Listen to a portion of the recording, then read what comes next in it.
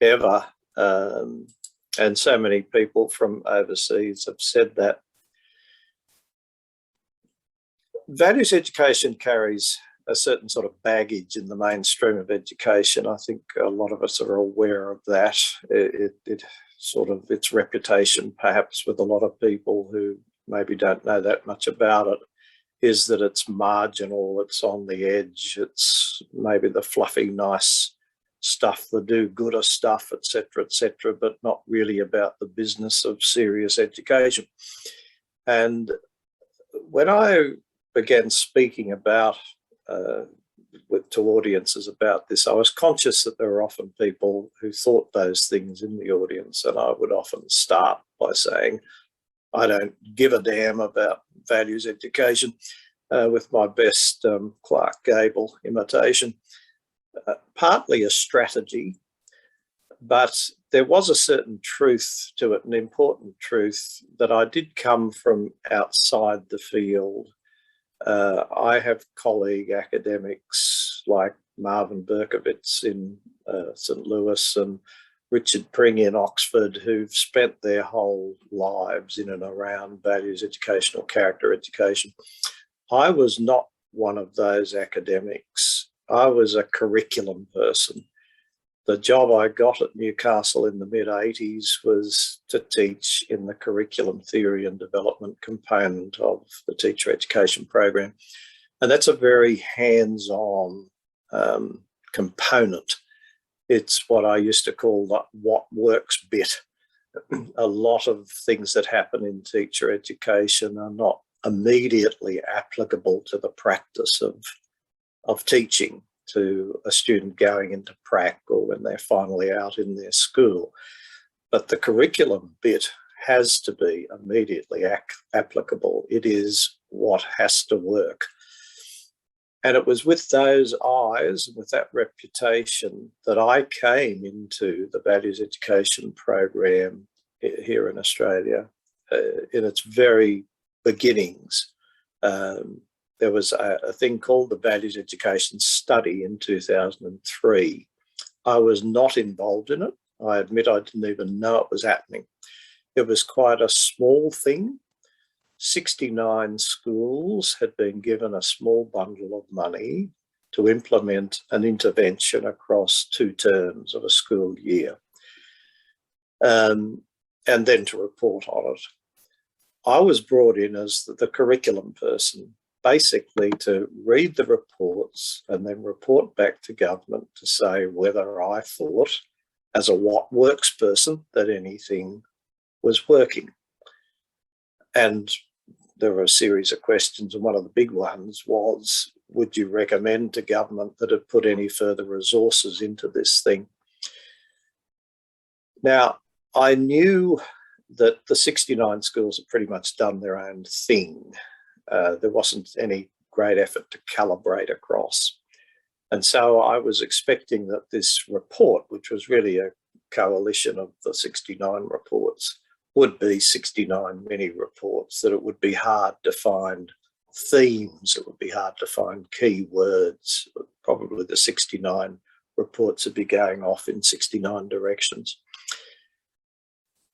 When I did the normal literature review thing, which is to look at the key words and see what the themes were, I was surprised, in fact, at how easily the themes, the language, fell out into 3 categories that I called the anticipated, the less anticipated, and the not at all anticipated. The anticipated was the language about values. Surprise, surprise, it's a values education report. And so there's a lot of language about respect and trust and care and relationships improving, etc., etc. I was not at all expecting the amount of language about social and emotional well-being.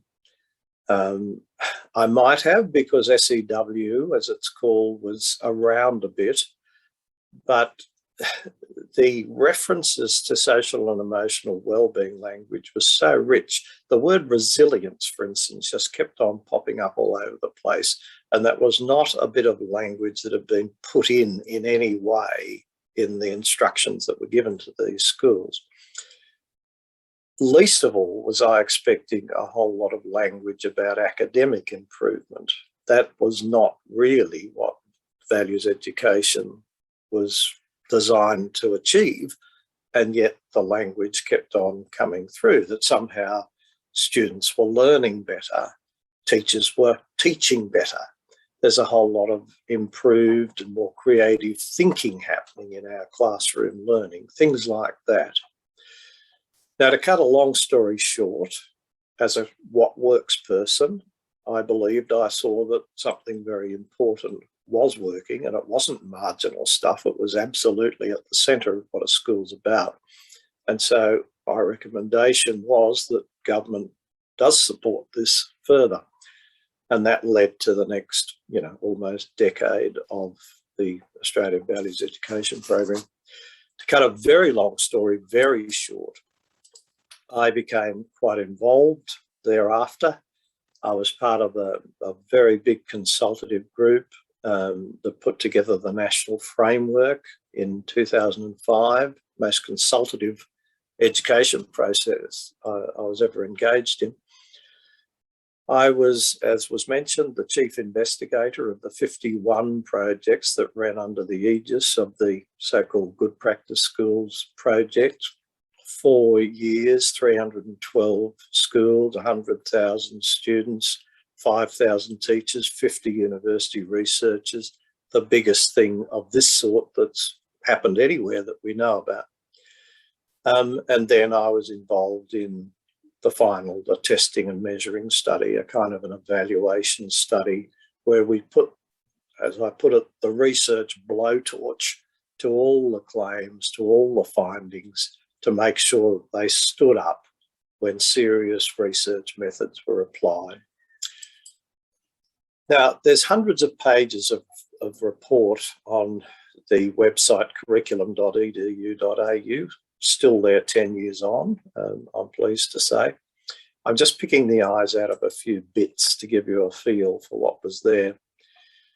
Towards the end of the Good Practice Schools project, towards the end of that 4 years, on the basis of a whole lot of evidence, we were able to make claims like this: that values education, when it's well done, it's not a magic, it's not, the word's not magic, it's got to be properly done, is not marginal, it's not fluffy, it's not on the edges of serious education. It has potential to be the driving pedagogy that will achieve all sorts of things like better relationships, improved teacher practice. So often I was led to say, even if we couldn't see the effect on students, what this has done for teachers in giving them a greater sense of their power, greater confidence in their profession, it would have been worthwhile. It drew on the parents and the community in a much stronger way than normal. It can transform the whole classroom and school ethos, the climate, student attitudes and behaviours, that well-being language of resilience and social skills, the intellectual depth of teacher and student understanding. This was that students are learning better, teachers are teaching better. There's a whole lot of better thinking happening here somewhere. This approach to teaching is engaging the brain in a particularly effective way, and surprise, surprise, student achievement. The 50 university researchers wrote a lot in their reports. This was just one. I like it because it captures in a way the three categories.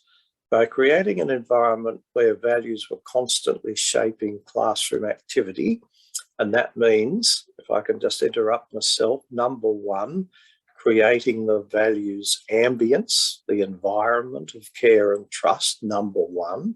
That's a well-being sine qua non. And secondly, drawing on the values component of the curriculum content.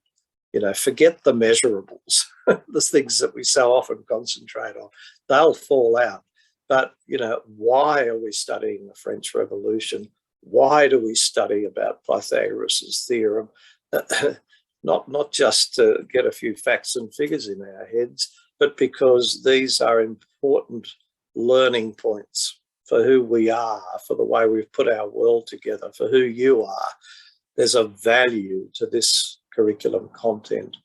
By doing those two things, then teachers and students were happier, the school's calmer, and student learning started to improve. There's the three categories in one hit. When it came to the testing and measuring study, we put the three categories, the three sets of keywords, the three sets of language to the research blowtorch, as I said. We talked about the ambience, that's the values language, the claims to a calmer environment with less conflict, with reduced behaviour-related referrals, stood up to the quantitative and qualitative methods that we applied to them. In the wellbeing category, same thing, with claims of more respectful, focused, harmonious classrooms, greater mutual acceptance, students reporting feeling better protected against negative behaviours like bullying, etc. It all stood up. And when it came to the academic thing, we could track measurable improvements in things like greater attentiveness, working independently and more cooperatively, greater care and effort being invested in schoolwork. Those are the factors that fall out of the literature on student achievement generally. They're not what the values education program cosmetically, purportedly was about. And yet these are the things that fell out as a result. It was what we initially started talking about as the surprise effect. What a surprise. This is the surprise being that an intervention not designed explicitly to achieve these academic effects was in fact so consistently doing so. Eventually, of course, the surprise, as we came to understand it better, was not a surprise. And among a number of research areas that helped us understand that is the area of neuroscience or brain science. And I'll just give you a small idea of that through the words of Dasha Narbaz from Indiana in the US. She's a neuropsychologist and an early childhood educator. She's one of these people who's kept au fait with the emerging neurosciences. She can track the MRIs and tell us what they mean for education, and particularly for her field of early childhood education. And in summarising her findings, she says things like this, a beautiful little thing that I think should be on every classroom wall everywhere in the world. Imagination's the key, not test results, not ticking boxes, not rote learning. Imagination is the key to unlocking the emotions that facilitate human reasoning of the best kind. She says, we think with our feelings. When we're feeling good, we think good. And what gets us feeling good in an education context is imagination, not rote learning, not testing, imagination. And what's the role for all of this, for education in all of this? Well, she says, imagination's not spontaneous. You can't just leave it to bubble up on its own. Imagination actually can go the wrong way. Just a minute, make a stop a video. Imagination can go the wrong way. Terror is full of imagination, but it's negative imagination. So getting imagination going in a positive direction needs the safe and caring environment. No one's going to be thinking, imagining positively in a hostile environment. And number two, education provides the guiding hand to help tease out the meaning of the curriculum for each individual. In other words, the values component. And in those two things, it's what we in the values education program called the implicit and the explicit side of values education. The implicit being that safe and caring learning environment as a priority, and the explicit being drawing on the values component of the curriculum. Put those two things together in an imaginative way, and the surprise effect is actually no surprise. And, you know, just as a little finale, the surprise is that we forget so much of what we've learned.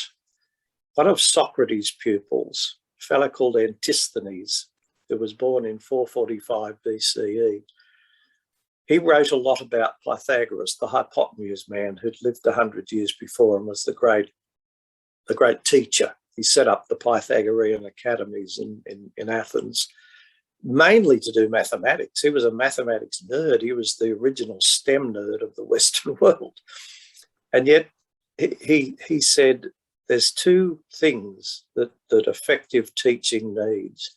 One is that you prioritise the well-being of the pupil, and number two, that you manage your learning in a way that stimulates the imagination. Why? Because it's imagination that fuels lifelong learning.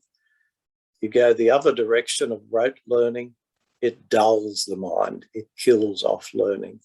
2,500 years ago, someone was saying this, and yet look at so much of what we do in schools, we do the opposite.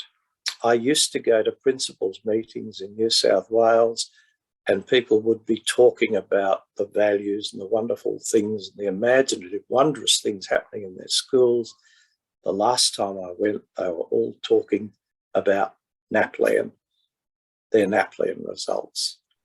For those who don't know, it's a basic skills, basic literacy and numeracy skills development kind of testing regime, which is frankly killing good education. And this sort of thing's happening all around the world. I do feel like saying to so much of what's happening in the world of education these days, hey, stop, you're going the wrong way. Values education is not a fluffy little nicety on the edges. It is a holistic pedagogy with transformative potential. Thank you. Thank you, Professor. We have time for a question, and Michelle has put a question into the chat. Michelle, do you want me to read it out, or would you like to read it to Professor?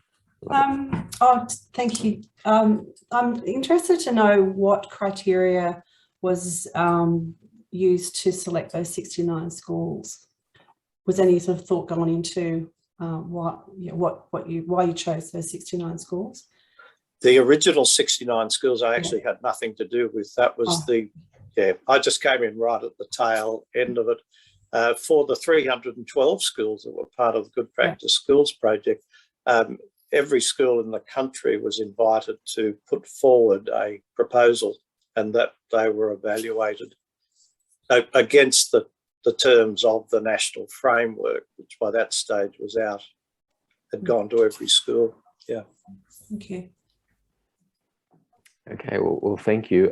There was a note in the chat requesting a copy of slide presentations. We'll ask the speakers, but I'm sure they'll be more than happy to make that available to whoever's interested and all the other participants. Thank you, Professor Lovett. I know you've got to head off, so we appreciate your time on a Saturday and informing us about the activities done at such a macro level within the country. Thank you. Oh, sorry, we've got a question from Lana, or no, Lana's just saying goodbye. Okay, all right. Yeah. Apollo, do you have a question? Chris, through Chris to the professor. Okay. Thank you very much for such a insightful presentation that gives us about value education. You mentioned that NAPLAN hasn't really achieved this purpose. So in other words, destroying what is intended to do. Any further comments why this is the case? I think basic skills and basic literacy and numeracy kind of testing regimes. They've infected the world all over the place. They are going the wrong way. They are doing exactly what Pythagoras said would happen. If you went down the path of, you know, standardized testing and all of those sorts of things, it kills off the imaginative component. I mean, another little thing I can say very quickly about Pythagoras, he was a maths nerd. He found that his students learnt best in a multidisciplinary curriculum world. And he mentioned things like music and dance and theatre and philosophy and ethics as being so crucial if you want to get the best STEM mind going.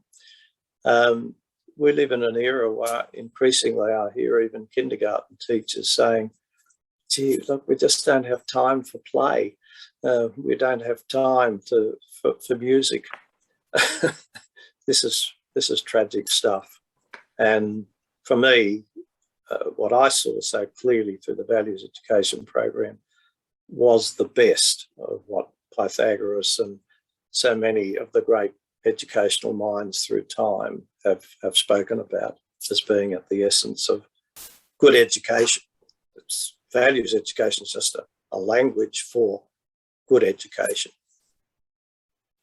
Yeah, thank you, Professor. I know we have some questions, but we're running a bit short on time, so we'll leave, if you could kindly perhaps leave the questions for later, maybe for the general audience, because Professor Lovett is leaving us. But again, thank you, Professor.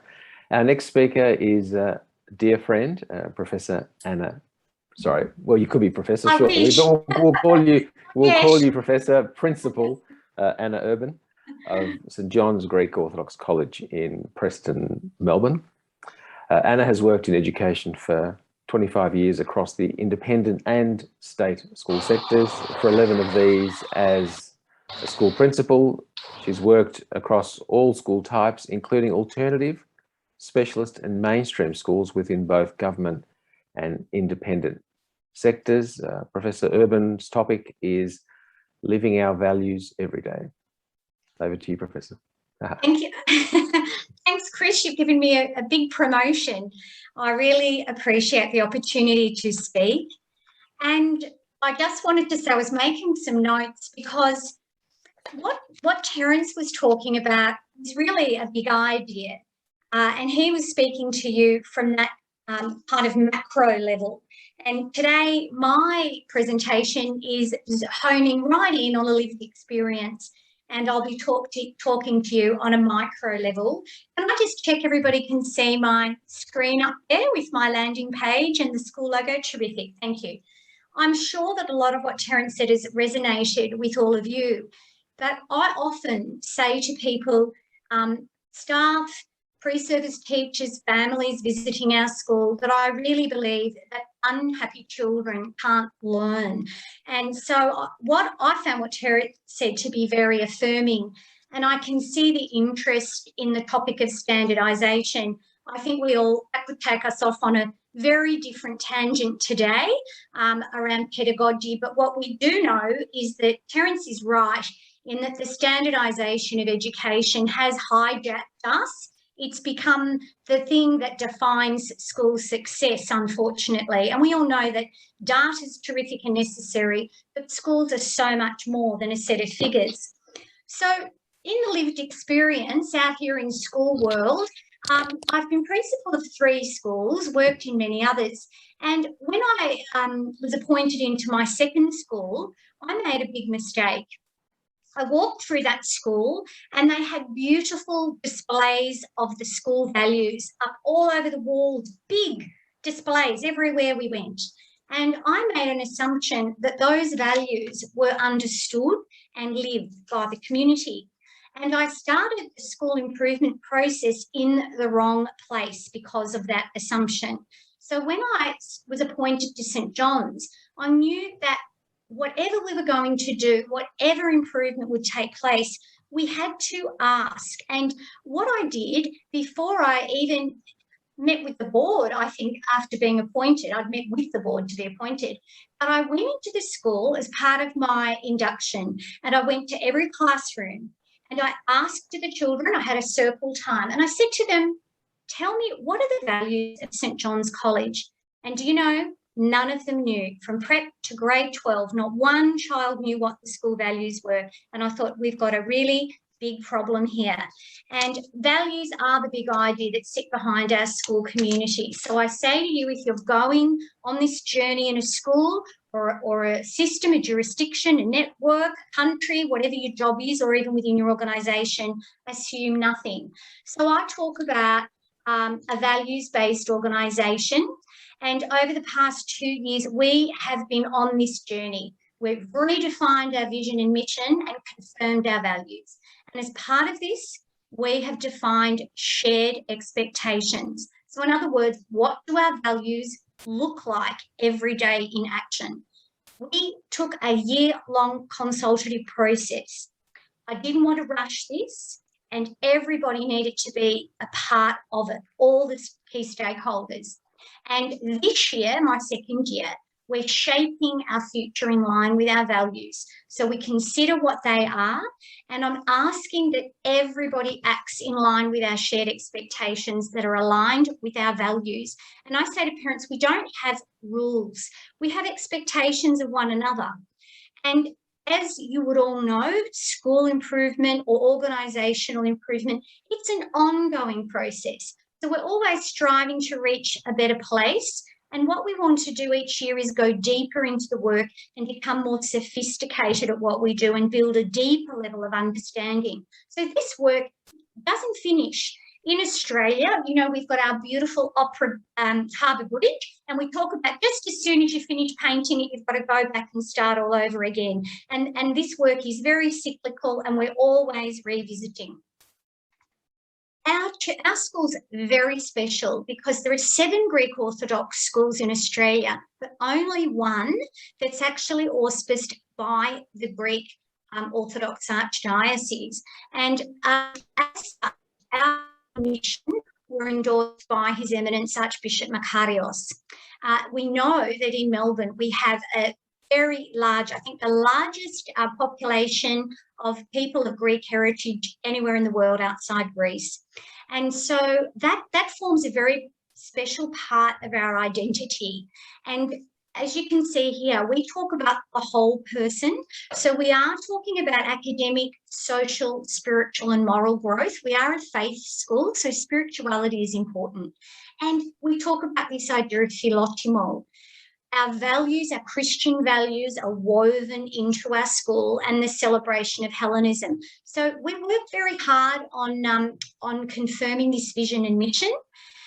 And the other thing that's important for people in Australia, we have child safe. Each jurisdiction have a different set of child safe standards. This year, or before July, we're moving to national child safe principles. And whenever I speak or do a presentation, I always remind everyone we're a child safe school. So this is also a really important implicit and explicit part of our community, that we're child safe. So we talk about that as well in our school.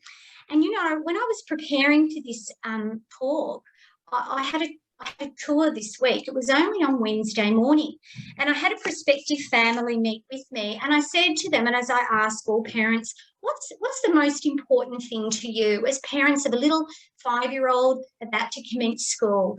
And she said, well, my dream for my child is that she becomes a good human being, that she's a responsible member of society, that she's content with what she has and shows compassion for others. She didn't say, I want my child to be A+. I want my child to be the best. I want her to be rich. I want her to be super successful. And I thought, that's right. That's why we do it. And I say to parents, we begin with the end in mind. Our little 5-year-old, we're thinking about that 18-year-old adult we're going to turn out the other end. And we want them to go in the world and make this world a better place, to have a good moral conscience. This week, I also interviewed our students for school captain positions, and we asked them, how do you role model our values or live them? And children said, I believe in them. We practice them. We put effort into doing our best. Kayla said, it's the way I present myself. I lead by example. Callista said, if you do the right thing, everyone follows. Archer told me, I try to make them part of my nature. I love that. And then Nicholas said, show your values by helping other people. You tell them how to do the right thing politely and respectfully. And then Helena said, and I really love this reflection, values are the way you carry yourself when no one is watching. You work and live by them. And, you know, this is what it's all about, isn't it? The children are our future. And so we're seeing that parents, although we talk about A+ and standardisation, etc., what's important is who we are and how we are together. So our values, which are love, excel, achieve and dream, they underpin our faith-based approach. And I have got a little quote there. Values-based education is about training the student to face the outer world with the right attitude and values. It's the process of overall personality development and includes character development and personality development, citizenship and spiritual development. And that quote is from the previous Values Summit that I attended, the first summit. And look, core to our values are our faith, because we have a guiding compass, but whether or not we have a faith, we're agnostic, atheist, it's about being a good person and a good human. And we're thinking about how each person will flourish and make a positive contribution to the world. So how do we undertake this process of becoming a values-based organisation? Because we know that we have to work in a practical way. We know that we're taking the beginning steps, and some of you may be further along down the path than our school is. Some of you might not be there yet. We know that in organisations, the challenge is theory to action. We can have the best policies and protocols in the world. We can put the values up on the wall, but how do we actually live them? And also, I wanted to make sure we had an engaged change process, because I'm sure you've all facilitated change processes that are top-down. And if what you're doing isn't understood and shared and believed in by everyone around you, your staff, the children, the parents, whether your key stakeholders are, you won't get the change you seek. And the other thing is integrity, walking the talk and modelling every day. So here is our process, and I'm very happy to make my PowerPoint available for you. I'm happy to talk to anybody who's interested. Importantly, we had the consultation, we distilled the information, we reported back, we drafted documents, we workshopped them. Then we published our values booklet for this year. We've got our values on display. We're having ongoing workshops, school assemblies, awards, staff recognition at meetings, termly focus that we have. And we mindfully talk about our values in our daily activities and work. Again, our philosophy of well-being, engagement and achievement. So this resonates with what Terence was telling us. Happy and safe students engage in learning and then they'll achieve. So by providing a spiritually safe, values-driven environment, we develop faith identity, we develop core values, and we hope to develop that moral compass and a sense of who the children are in the world. This is what our values look like. So you can see down the left, we have our values, and across the top, we identified the main places that we commune together. And we've actually got very practical examples of how we live our values. And this is on display across the whole school in all the classrooms and all the areas. And we say, Philotimo, every day we strive to walk the right path, to act as Christians in accordance with our values. And because we have little children in our school, and again, all of these expected behaviours, they came from the children, the parents, the staff. I didn't sit down and develop this. It would have been very easy for me with my brain or with my leadership team to come up with it, but it's actually generated from the community. And this is what it looks like for our little people. So our little children who are learning to read, and we do use a science of reading approach, we do explicit instruction with our literacy and numeracy to make sure our children are literate and numerate, as well as creative play, etc. But we know that our little people needed the language to be somewhat simpler. So this is what it looks like for our little people. And as I said, we actively seek this behaviour. And when I'm on yard duty, I'll say, oh, Joseph, it's terrific to see you being a leader in the playground.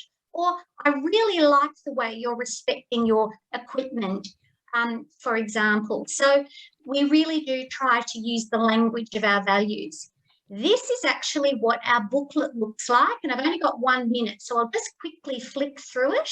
And our values has been distributed right across our community to everybody, and we give our booklet to all of our new families and all of our new children coming into our community.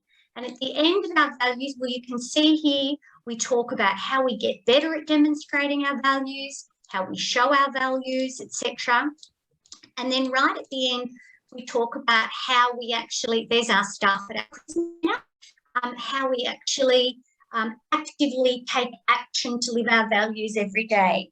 So I just feel we're very much on the right track, and I greatly appreciate the opportunity to share with you in brief our journey to become a fostering values and living our values in a values-based organisation, so that we can be a part of the revolution we need worldwide to have a peaceful world and look after one another and look after our lovely God-given environment.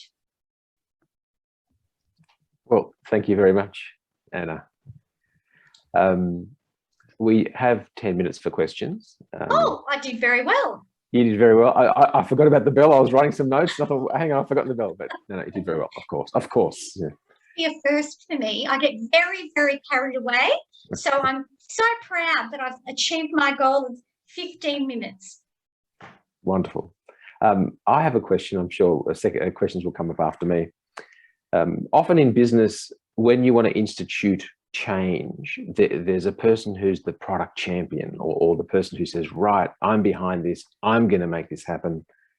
How do you think that has played a role in the context of the culture of the St. John's College, where there are stakeholders who have particular values? There are parents who expect their kids to have certain values, but without that champion coming out and saying, right, I'm going to make it happen, is it possible for someone to mandate it and say, across 50 schools in Melbourne, these are the rules, off you go? How do you think that works, the importance of a champion? Look, I think you're right, Chris, and every social system is different, and it really depends on what's being privileged. So for me as a school principal, when I was interviewed by the board for the position, I was asked what's my vision for the school, and I know that my answer was, well, it's not my vision. It's what's our vision for us. So it's got to be we, and it's got to be collective. But I had to be the person who understood how critically important it was to have a shared understanding of our values and to privilege those behaviours and ideas above others. So from a systems perspective, in Melbourne, in Victoria, I should say, our state education department has something called FISO, the Framework for Improving Student Outcomes, and it's revised. But because our state education system is secular, for example, they wouldn't privilege a faith-based approach or talk about God, for example. But nevertheless, they do talk about values, and, for example, there's a program called Respectful Relationships. So I think if you've got a system of any kind and you've got a person who is a champion, you can work towards building that shared understanding. But I think it's also then about, if the scale of the change is larger, then you're just going to need more time, and it takes longer to get to I think, spread the word and the message and to cultivate that shared understanding. But this would be a really good example of how we do create a social change, by having groups of like-minded people, and we generate that positive energy. But it does have to start at the top, whether that's a school principal, whether it's an area director, a regional director, a state minister, a federal minister, a leader of an NGO, whoever it might be, or a global company. Thank you, That's Anna. That's my opinion. Thank you kindly. Apollo, you have a question. Thanks, Anna. I am asking you to talk about how to deal with resistance. My question relates to a small case study I did in Shepparton on African communities. I found that majority of those people that have gone there, whether skilled refugees and the others, went there for better life. Because they are chasing better life, they encourage their own children to go to school and study and actually achieve as much as possible. The children did so, but they delineated themselves through resistance with the families to pick up on the values and the understanding of their parents. But as soon as they went into the main broad communities and they think they are adapting to the social cohesion of the main, they found that regional communities are closed and they were rejected and then it's remain hanging. So they had issues: one, the resistance they had with the parents, and two, how to deal with resilience in this new dilemma of suspended value environment. Any comments how to deal with resistance or any other relative comment? In your study in this case, because I would expect that the Orthodox environment would be a little bit like that. Yes, my previous school was a state school, and we used to talk about our school as being the United Nations. It was a much more culturally and diverse and diverse in terms of faith and language, etc. And it was actually much more challenging to try to build that shared understanding when people are coming from extremely different cultural or faith backgrounds, and when we had a lot of people in our community who were very marginalised through English as a second language, through trauma and refugee experience. We had children from a very poor suburb where there was intergenerational poverty. And I can see how for some people these ideas can be aspirational, and it's very hard to make it practical and lived, especially if you're dealing with racism and or resentments and misunderstandings, etc. So I think what I'm doing, I'm probably in the lucky situation of being in a very homogenous environment, because we do have a shared faith in the school that can underpin it. And I think where, again, if the school or the environment is much more complex, we need to do a lot of nurturing. And in Victorian schools, there's a big push for CUST training, cultural understanding and safety training, for refugee communities, for Indigenous communities, etc. So I think there's different layers of work, and there's work to be done on understanding other and building relationships and connections. And that's got to be done. The best place to do it is in schools with youngsters whose minds are open, who are less closed, who are less fearful. And possibly this is also why different jurisdictions should be considering privileging values education. So we do have capabilities curriculum, digital literacy. I guess that's another challenge around the crowded curriculum. Values education should be embedded right through our curriculum, should be every classroom, every day. But it is very, very challenging, especially when there's so many difficulties in the broader world. And my observation is there's quite a lot of trauma that's happened through the lockdown.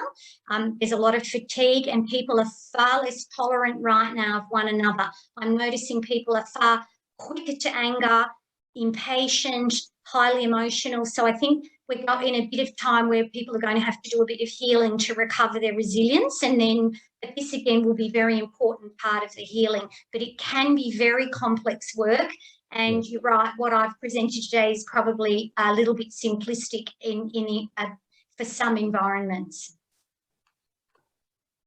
Thank you, Anna. Thank you. We have a question from Michelle. Yeah, I'm wondering, Anna, did you introduce like the disciple type of method where certain students were selected as mentors or as leaders within the culture as it was transforming, or to help it transform?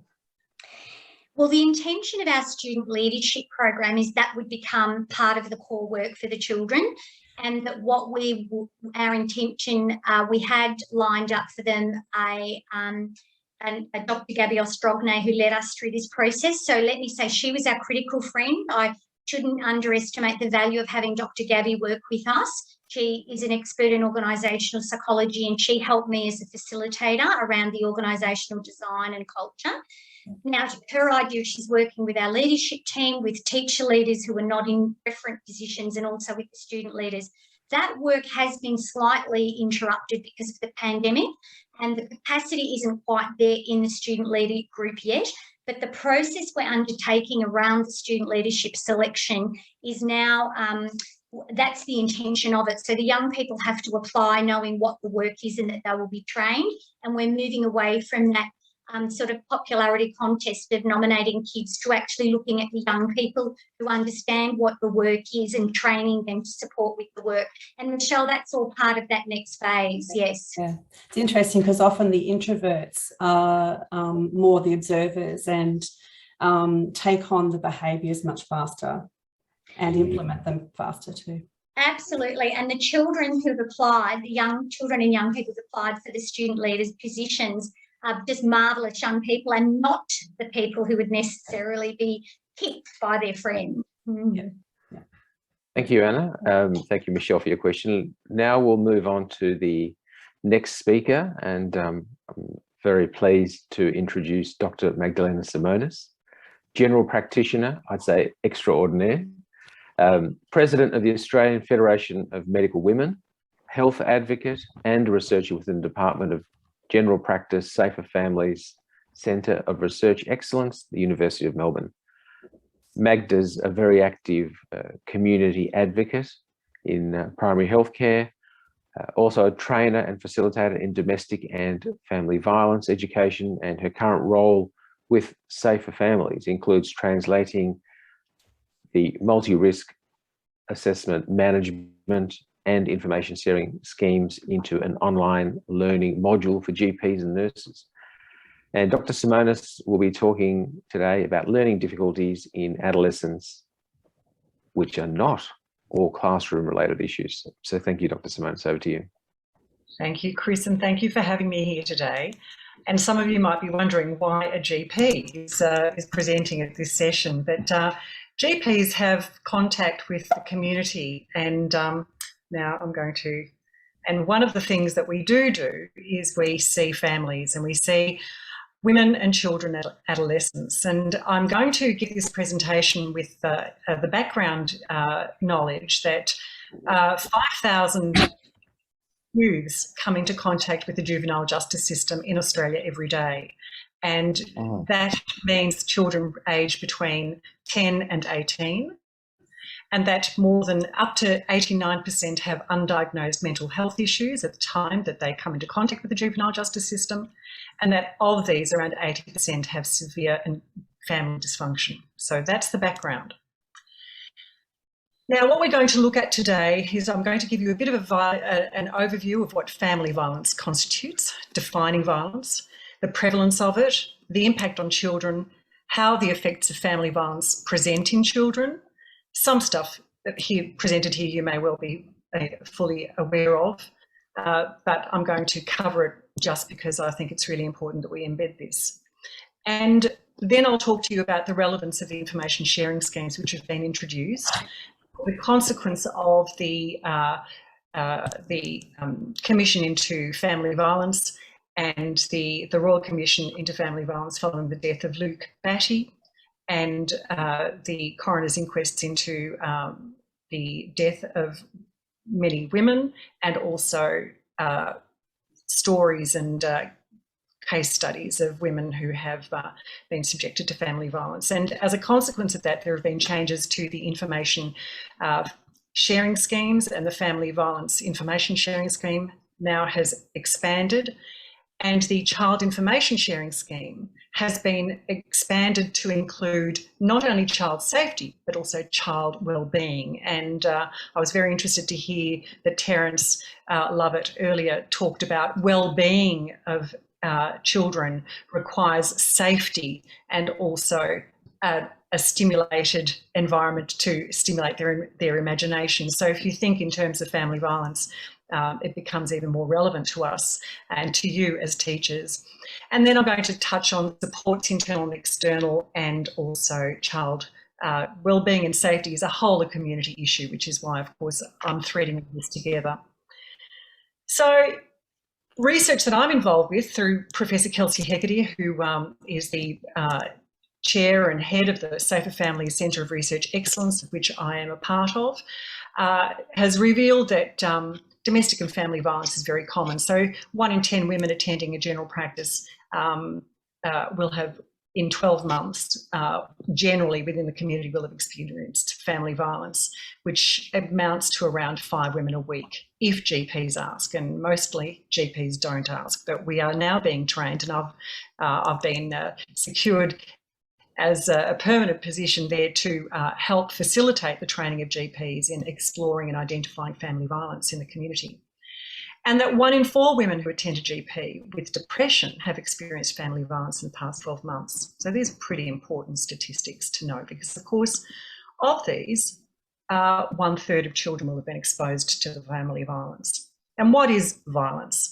It covers physical violence, it covers psychological and emotional abuse, sexual abuse, and other coercive control tactics, such as the use of technology, withdrawing the use of technology, financial abuse, and withholding people from being able to spend time with loved ones and friends. Now, as mentioned, children are present in 1/3 of family violence, and their exposure to family and domestic violence has a substantial impact on a child's well-being, their mental well-being and their schooling. And this is from the Australian Institute of Health and Welfare in 2018. And children exposed to violence have social, emotional, behavioural problems, and far more than children whose mothers have not experienced violence. And trauma, or direct and indirect exposure of the effects of this, has long-lasting effects.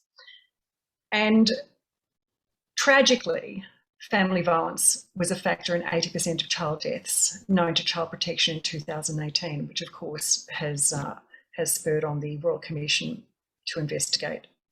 And what they found was that separation is actually the most dangerous time for both women and children. So separation from the partner. So women will often stay in a dysfunctional relationship, a violent relationship, to protect their children. So you, as teachers, are going to no doubt have some difficult pupils, and just as we also have difficult patients. They're the ones that just don't get better, and they're the ones in your world probably that have chronic problems with learning, school truancy, bullying, and sometimes aggressive behaviour, language issues, problems at school.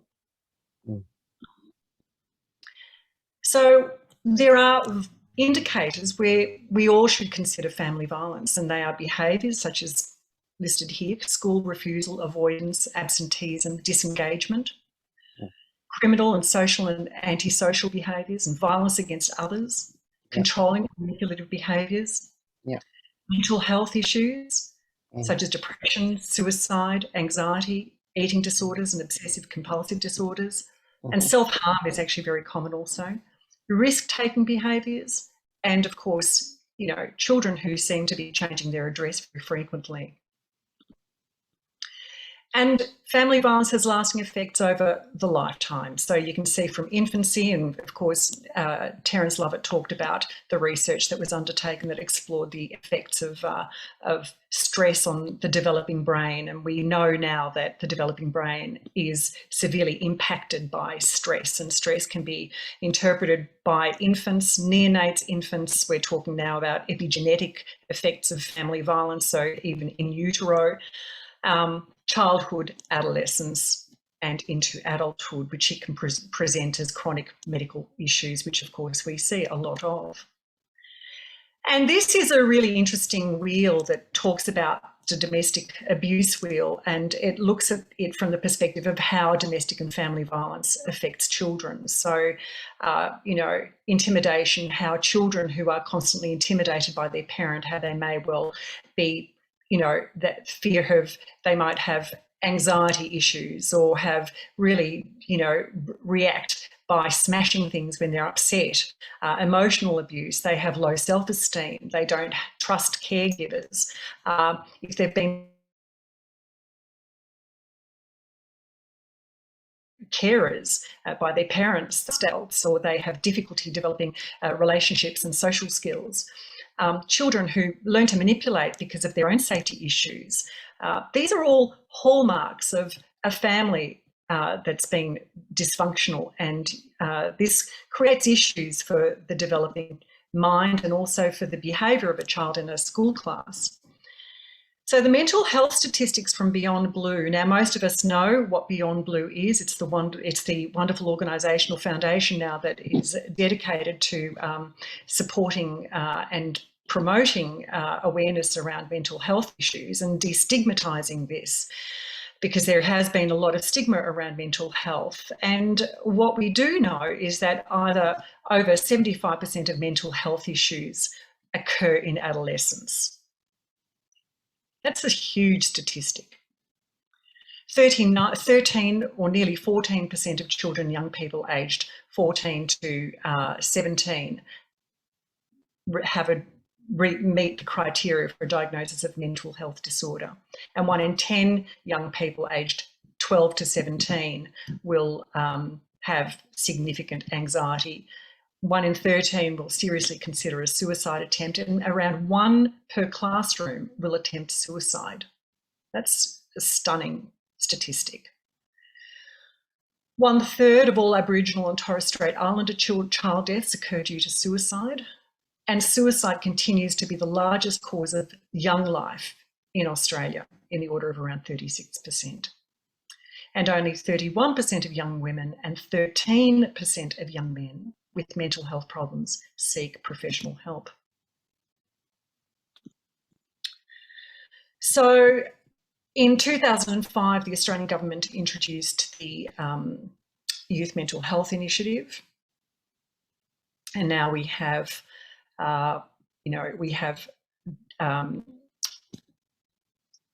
community services to help support young people in the community with mental health issues, so that they can access them through digitally on their computers, and rather than have access to a doctor or a psychologist. And the findings of the National Youth Mental Health Survey found that males are more likely than females to experience mental disorders in the months prior to the survey, and that 9/10 of young people with a severe mental health disorder had access support by health and education sectors, but that's with the severe ones. And the moderate ones, the ones that are in between, don't seem to access mental health support as much, and these create the grinding, ongoing problems for learning. There's a prevalence of different types of mental health disorders, which you'll probably be aware of. And attention deficit hyperactivity disorder is around 7.4%. Now, how much of that is related to family dysfunction? It will be heightened with family dysfunction, certainly. Anxiety disorders, around 7%. Major depression and conduct disorder. Now, the oppositional behavioural disorder is a particularly difficult one, and you'll probably have experienced that, and that must be the heart sink student, really, the ones that you find are just so difficult to have in a classroom because they disrupt everybody. And they are hard work, and there's good reason for it, as we know. And, mental health emerges in adolescence. Domestic violence contributes to most of the mental health illness, disease burden, and more families are accessing specialist homelessness services, and COVID has made this all worse. And the rate of children receiving child protection has risen, right, from 26 per thousand in 2012 to 2013 to 29 per thousand. So that's a significant increase, and I think it's even climbed even more steeply now through COVID. And of course, people in rural and remote Australia are 24 times more likely to be hospitalised for domestic and family violence. And the more socio-economically disadvantaged, the worse the issue. And First Nations people are also more likely to experience family violence and be hospitalised for it. So coming back to conduct disorder and oppositional behavioural issues, it's around 18% will have within the 4 to 11-year-old group, 18% will have poor family function, and around 15.5% in the older children will have poor family functioning. So coming back to the MARAM engages doctors and teachers in information sharing. So as of 19th of April, GPs are now part of the information sharing scheme, along with teachers. And this is designed to enable us all to have a shared understanding of family violence and to have a framework to share information across these silos, because we each have a good deal of information regarding what's going on so that we can support children. Because one of the aspects of the family violence information sharing scheme and the child information sharing scheme is that the child information sharing scheme has to do primarily with child well-being and safety, not just safety. So where you suspect that there are well-being issues, and where we suspect that there are well-being issues, we may well now find ourselves having more communication than ever before because of GPs now being part of the information sharing entities. So where there is a high level of suspicion that there is family violence, then we are in a position where we are required to make the inquiry into what's going on. There is further information available through the government website, the informationsharing.vic.gov.au, and the Child Information Sharing Scheme, which you're probably all fully aware of, because I understand that, you know, DET has been actively involved in reinforcing this within the department. And this is a list of a variety of national mental health services that are available online that I think provide a really good background support system to those who just want to explore what's available, and they're services that you can refer children to. And these are some of my references, and I just want to say thank you for having me. It's a rather complex and difficult topic to share to a panel of teachers from the perspective and the lens of a GP. But it is that more and more we need to be aware that family violence is a community issue. It affects young people, it affects their learning, it affects their mental health, their well-being, and that everyone who comes into contact with young children through their professional path, especially teachers and doctors, are now part of this information sharing entities, and that the multi-agency risk assessment and management framework is designed to promote wellbeing and safety of children. So bearing that in mind, I finished my talk. So thank you for your time.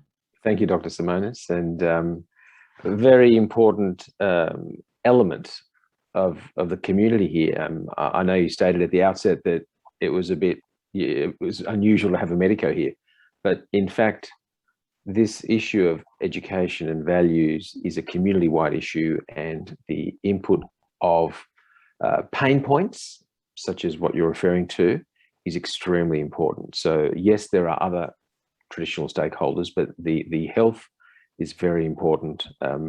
I know that schools have more and more complex compliance requirements for trying to spot kids who've got health issues, whether it's at the family or it impacts their education.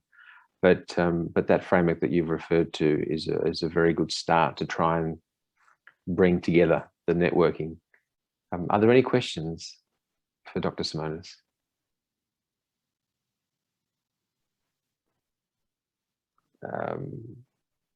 If you have any, please raise your hand. Sorry, I'm just moving between screens.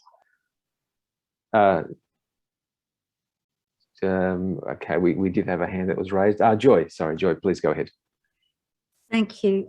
Such an important topic, and really critical at this time. So thank you very much for your presentation. And of course, child safety is important. I'm interested in the post-trauma treatment services. Are you able to comment on their effectiveness and also the access to them of families? Because I imagine these services are not easy to access and perhaps quite costly for those who can't afford them. Are you able to comment on that? So in terms of the referral services, the government funded ones such as Orange Door and Child First are currently pretty much inundated. And so they're currently dealing with the high level risk. So part of what we do and part of what our role is to identify level of risk and regarding safety. And when it comes to a high level of risk, which mandates a report, of course, then these are the services that then are deployed and accessed, and they make themselves available. As for moderate risk, which means ongoing exposure to harm, there is a very long waiting time, and the services that are required there are not as yet available. So that is, we do, I mean, you know, we've talked about family violence as being the silent epidemic, and it is the silent epidemic. We talk COVID, we talk about, but it is, and it has just such a multitude of ongoing lifelong impacts. So we need to, I mean, providing, we're all here because we've had wonderful teachers. So let's face it, being a good teacher and providing that support within the school environment is really key to creating a safe space for children. And one of the most important things that teachers can do is listen and be compassionate. And I think what Terence Lovett talked about earlier was about establishing that emotional connection. And where they might not have that at home, we're all here, all of us are here because we've had some excellent or outstanding teachers in our lives that impacted us profoundly. And I think that this is the role that you all have in the education sector. And I think that a little goes a long way, which is also what we find in general practice, that even in domestic and family violence victims, you know, one of the reasons, yes, 9 in 10 GPs won't ask their patients about family violence. And one of the key reasons that GPs won't ask when surveyed is because they feel they can't do anything about it, or because the woman chooses to stay in, you know, 90% of cases, they never leave their partner, which is true. But what we do know is when we have interviewed the women is what they say, that having someone that listened to them, validated them, and didn't blame them made the world of difference to their happiness. And that is, I expect, would count the same for adolescents. Having someone that doesn't blame them, that listens to them, that validates them, makes a world of difference. And you have those touch points every day. So with, I expect that the children that are going to do well are going to do well, but the ones that aren't doing well are the ones that probably need that extra sensitivity, as difficult as that might be, because you can almost guarantee they're not getting it anywhere else. Thank you, Magda. Nelson Mandela. Now, I know that's not your name, but that's the name. The name is Steve. Stephen, yes, please. Okay, thank you. Thank you, Magdalena, sorry. Very important questions that you're raising about the victims of, family violence being children, vulnerable children.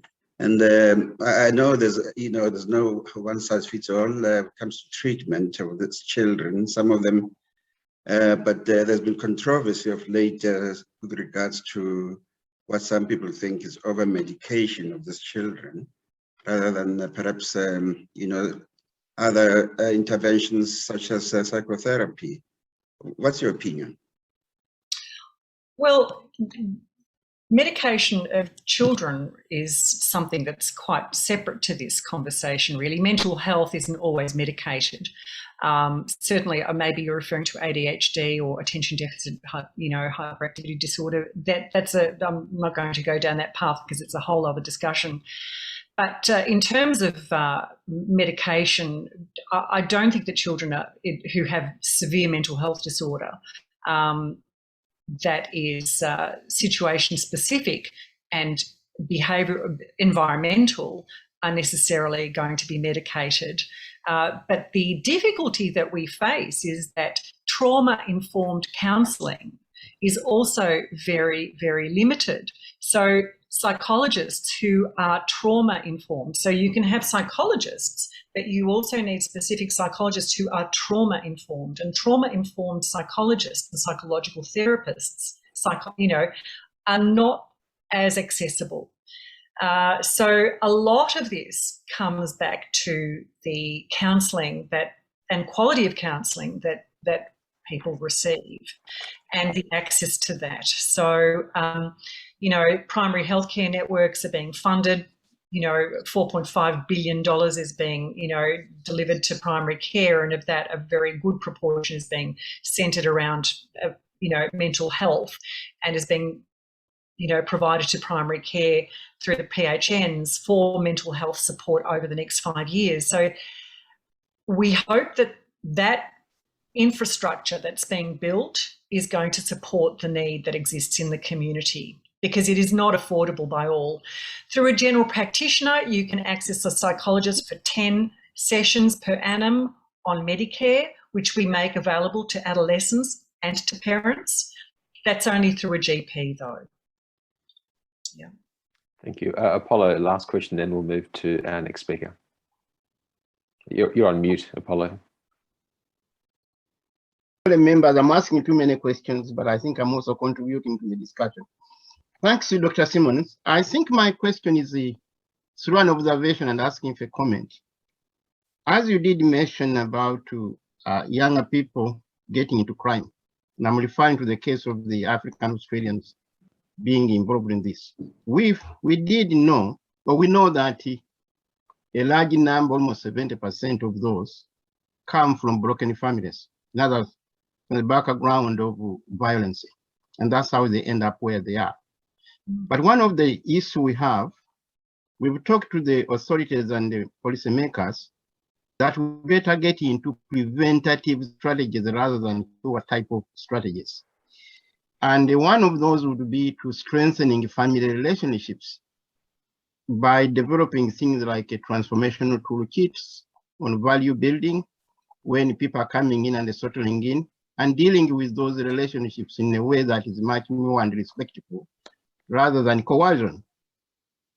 With all of this, to summarize, the policymakers are reluctant to fund, but they are spending money on cure, on all of these Beyond Blue and the others, but they are not interested in to go into the gospel. I don't know what the comments, because it looks like it requires a social push and the campaign. It requires a social push. I think you're right. I think that it does. It requires a social push because the voice of advocates is sometimes drowned out, and that is there is power in numbers. So I think that there's also a really important opportunity there for policy makers to listen to a body of policy advocates such as yourself, who have that lived experience. Now, one of the, as I think Anna was saying earlier, that we're really trying to address the intersectionality aspects and the culturally and linguistically diverse aspects in the infrastructure that's being built. It's not one size fits all. And what you've demonstrated, what you've described, is that there are specific issues that need specific attention in a particular way, and that needs to be informed by community leaders. So policymakers won't make a decision unless you provide them with a framework. And it needs, what my experience in that advocacy space is that you need to spell it out. You need to provide the plan. You need to create the plan. You need to make it look good. And then you need to get some powerful people and community leaders behind you to present it and have that seat at the table. And you need to constantly make the calls until they write and call, and get your community to write and call, and they will eventually invite you to the table. Thanks. Thank you. Good question, Apollo, and thank you, Dr. Simonis. Again, thank you for your presentation. Very powerful and emotive as well for all of us. Thank you. Next, we have Dr. John Bellavance, probably the father of this summit initiative, I would say. Known to many of us, PhD on values in the digital world, Oceania Coordinator, International Association of Academicians for Peace, Vice President, Universal Peace Federation. And today, Dr. Bellavance will be talking about a holistic approach to education. Over to you. Thank you. Thank you, Chris. I'd like to start by just telling you a bit of a struggle. When a few months back, we were trying to get a representative from the Department of Education in Victoria to come here and speak. So I approached various departments that deal with well-being and health of young people.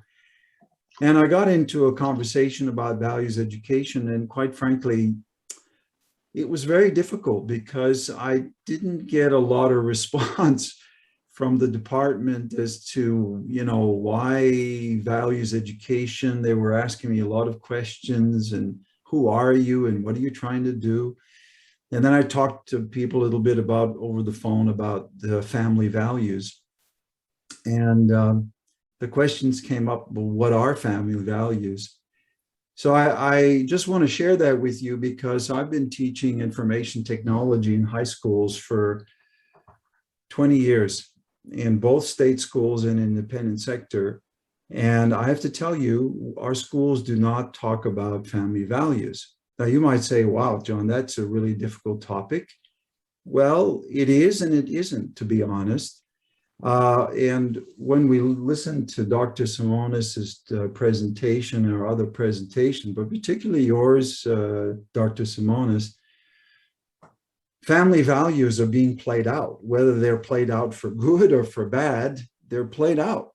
And so we need to talk about these family dynamics. And so I want to just start by just saying, sharing with you a story. I'm from Canada. You might pick up my accent. And when I was about 9 years old, my father was a pilot, and he was a pilot. And one night he didn't come home, and his car broke down, and he had very little clothes, and he was in the middle of nowhere. And basically, the police found him, and he almost died of freezing to death. And I remember in the middle of the night sticking my neck out of the bedroom and seeing what was occurring. And my mother, and this was a very emotional experience for me, my mother was giving a hug to my dad and giving him a stiff drink and had a blanket over him. And at 9 years old, I still remember this deeply in my mind. I mean, this is one of the events that shaped me. And I realized my mommy loves my daddy. Now, just that realization is critical. That's family values. It's not necessarily talked about, but it's how you behave. And my wife and I have 4 sons, and I was always showing a lot of affection to my wife because I like her a lot, and physical affection in front of the boys. And I believe in marriage. I believe marriage can be an incredibly enriching experience. And I didn't have to preach about this to my sons. I think that they looked at us and they said, I want this. So I think family values is about how we live out our lives. And I think men in Australia and men in the world, they really need a kick in the backside. They need to rethink who they are, the whole issue of family violence and how we treat each other. I'm writing my book about this, and I write in the book that you should treat your wife as a princess. I know it sounds kind of daggy or funny, but actually this is very real. How we serve and love each other is very, very critical. So I know I'm gonna run out of time, Chris, but I will start quickly sharing my screen with my presentation today.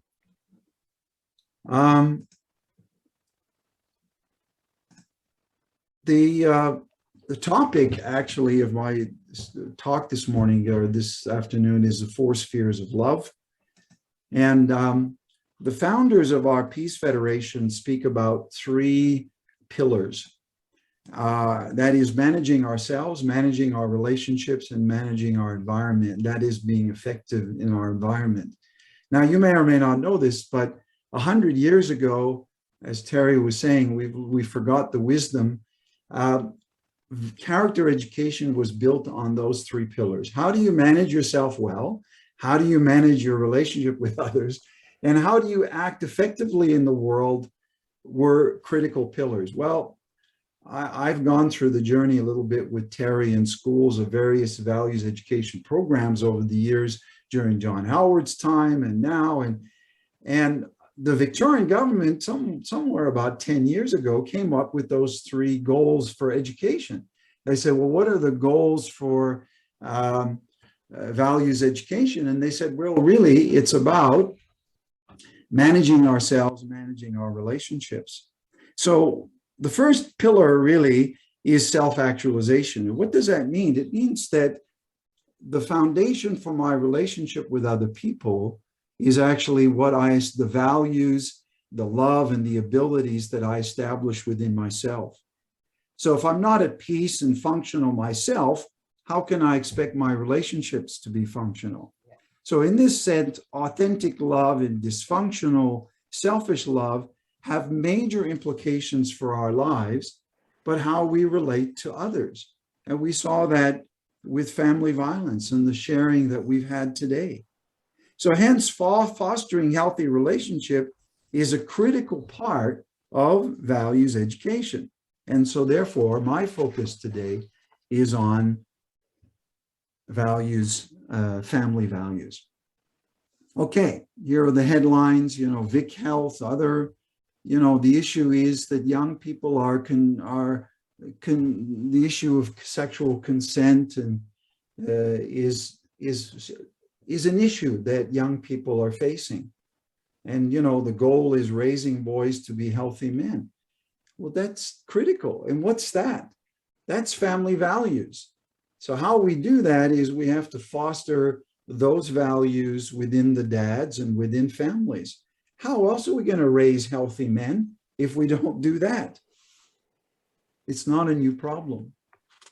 So we understand clearly that the issues that exist within the family as presented before have issues for behavior problems, mental health, living in poverty, academic health, mental health issues, for example, for men and women who are associated with divorce include the disruption of primary affectional bonds.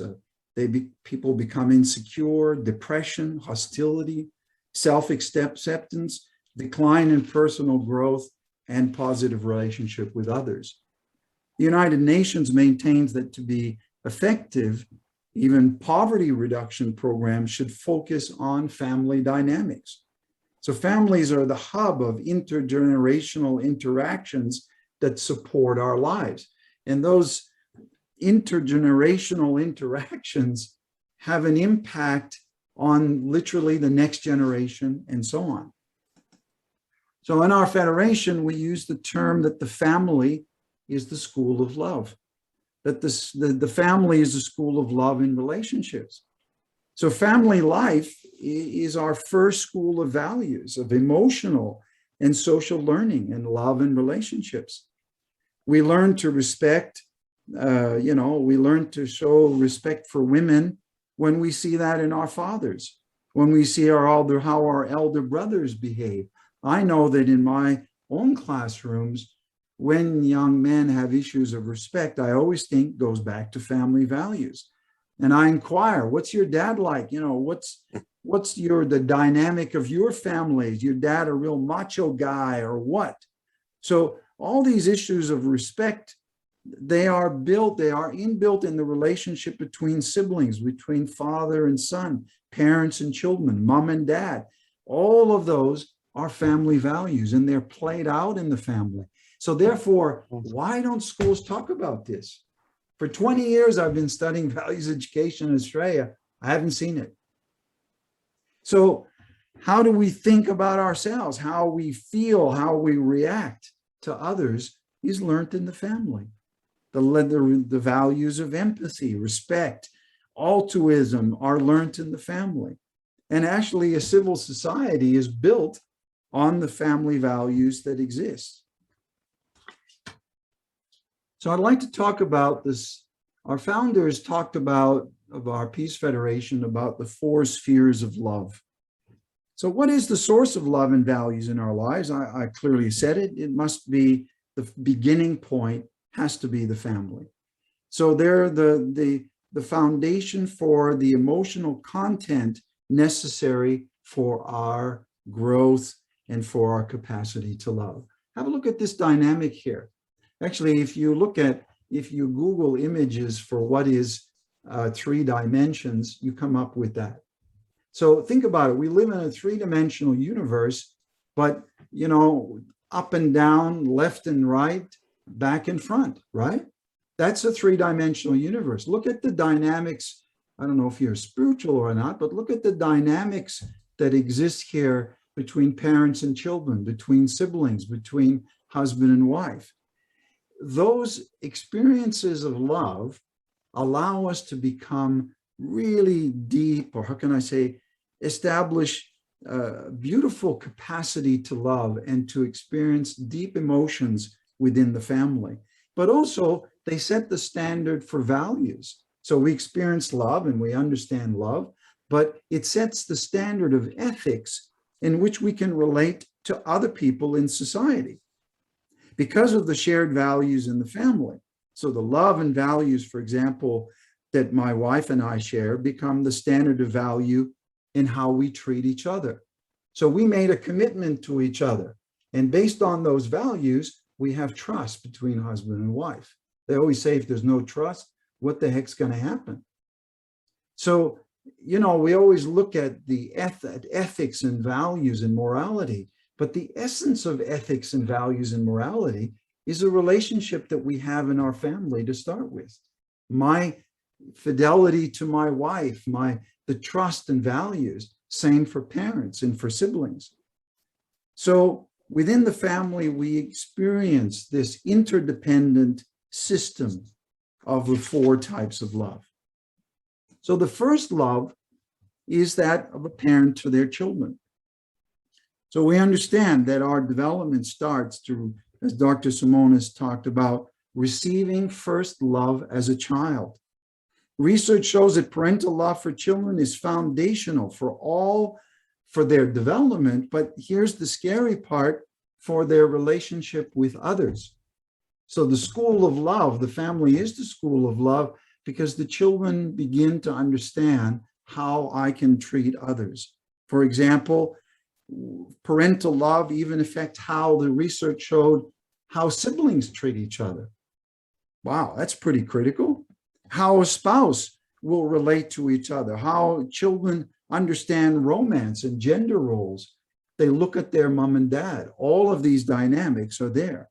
And research suggests that children who have insecure attachment to their parents have more instances of sibling conflict. Interestingly enough, there's your family values.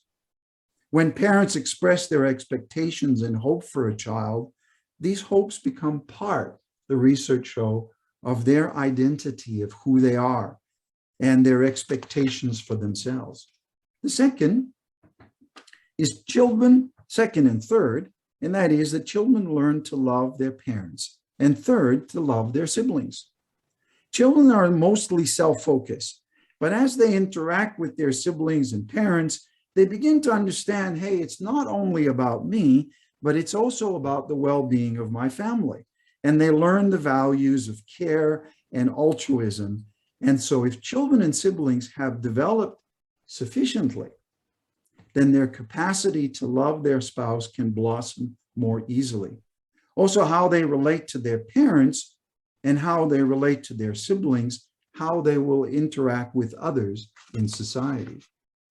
The fourth, of course, is spousal love. It's our capacity to love increases once we become husband and wife and as a parent. So in our lifetime, essentially, we need to develop our hearts. This is a nice, warm and fuzzy term. Emotional and social intelligence. We need to develop our hearts and our capacity to love in the four spheres of love. And it becomes a richness and depth of our relationship. When one of these spheres is missing, in some way, we may miss out on some development. So clearly, loving families foster relationships that are characterized by shared values.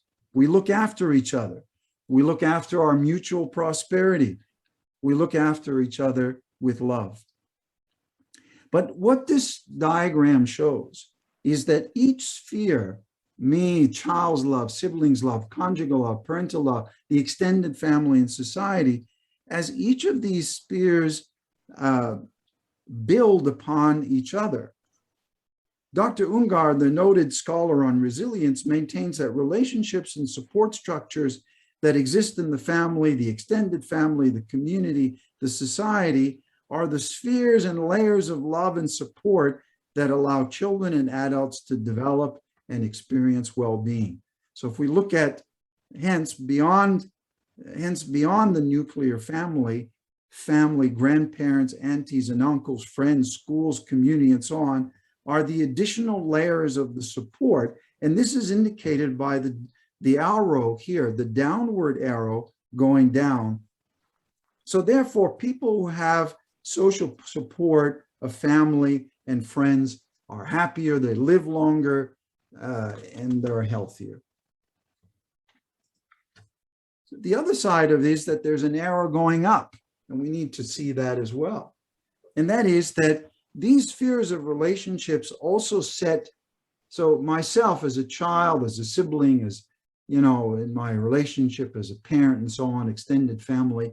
So me, these relationships that are here set the standard how I deal with other people. So we say in the, you know, that you should, in the Orient or even in Africa, everybody's your brother and your sister, everybody's your auntie and your uncle. Aboriginals certainly use that term. It's because they understand that we are, in fact, an extended family. We are a village. And as a result, we can see that how we learn to relate as a family expands in how we relate outside our family, how we treat others as brothers and sisters, as parents, as grandparents, as children.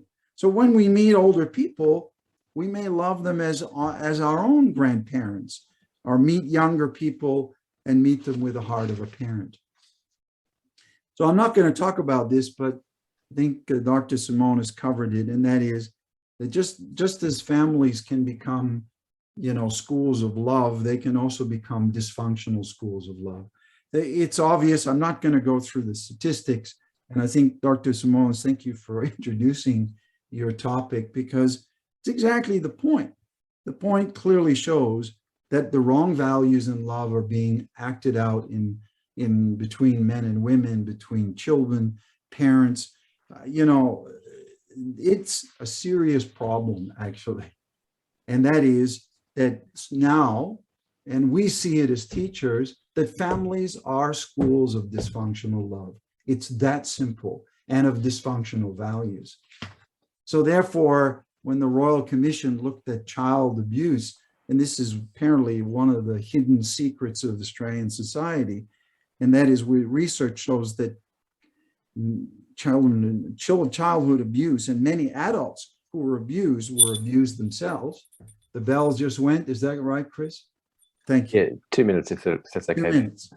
So we can understand that those are the issues that we face within the family. So what can we learn in the family? We learn to live for the sake of others. And so therefore the question is, what comes first, giving and receiving? When you're an adolescent, you think that it really, it's all about what I get. But as you grow up and hopefully our hearts mature, we understand that giving comes first. That's a whole other topic. And within the family, we find shared values. So a surgical nurse who works as a surgical nursing team said to me that when the surgical team has values and purpose at the center, and that is really the best care for the patient, the outcomes are successful. So we learn to be aware of others, and we learn communication. So in conclusion, I want to say that as a holistic approach to education, this is for another topic, but really it involves managing ourselves well, our relationships and our environment. My focus, particularly today, was on family values. Thank you for listening. Thank you, Dr. John Bellavance. We'll leave questions for a little bit later on because we're pleased to have our final speaker with us, Dr. Neil Hawkes. Let me just share some information about Dr. Hawkes. Well known as an aspirational speaker, educator, broadcaster, author and social commentator, popular TEDx presenter. Neil has first gained international recognition when he was a head teacher in Oxfordshire, UK. There he worked with the school community to devise and implement a pedagogical system that would give pupils a transformational vocabulary. Today, Neil's philosophy has spread into all aspects of society and is known as values-based living. He is one of the V20 task group that is advising G20 leaders about the importance of values to humanity. Neil founded the International Values-Based Trust and its educational arm, Values-Based Education. He's written several best-selling books, From My Heart, and his latest book, co-authored with Jane Hawkes, is called The Inner Curriculum. Dr. Hawkes, welcome, and we look forward to your presentation. Thank you. I think you're on mute. Thank you very much, Chris. It's a great honour and pleasure to be back in Australia today. I haven't been there for 3 years. I'm speaking to you from the UK, and I've got up very early to be with you, and it's a great joy to be with you today. It's great that I'm working today with one of my dearest friends. I can't see him on the screen, but I'm sure he's around, Dr. Terence Lovett. It reminds me that when I first started coming to Australia, I had to speak at the Forum for Values Education. And I arrived in Australia and went straight to Canberra and got on a stage. And I was, of course, terribly jet lagged. And I thought I gave the worst talk of my life. But everyone was laughing and clapping. I thought, well, something's going right here. But I don't know if I was completely out of my tree or not that day. But I've always had a great time in Australia, and I feel very welcome. I remember being up in Darwin one day and getting on a bus, and someone shouted at the bus, "Oh, Dr. Hawkes, you're here again." So I feel very, very welcome today. So thank you. Without more ado, may I get on with sharing my screen with you?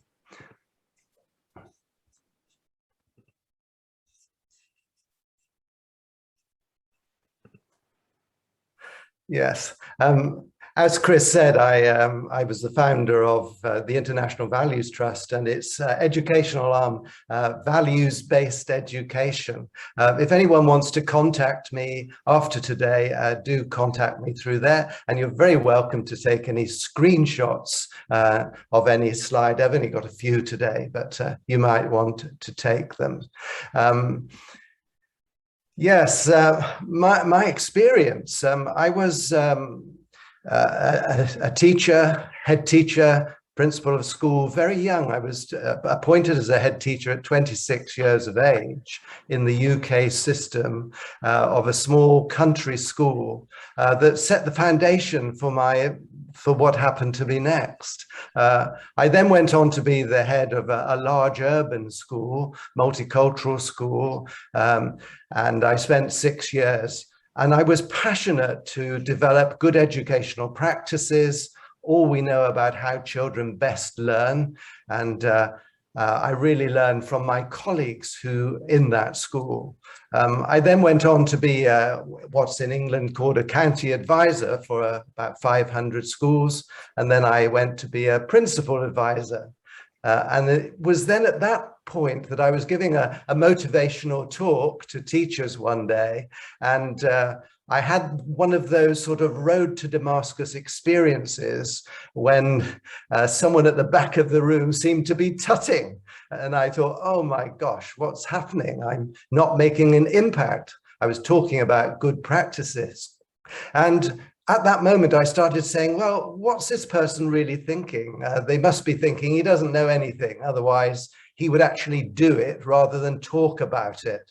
At that moment, I realized I had to return to lead a school. So I found this wonderful school called West Kidlington School in Oxfordshire.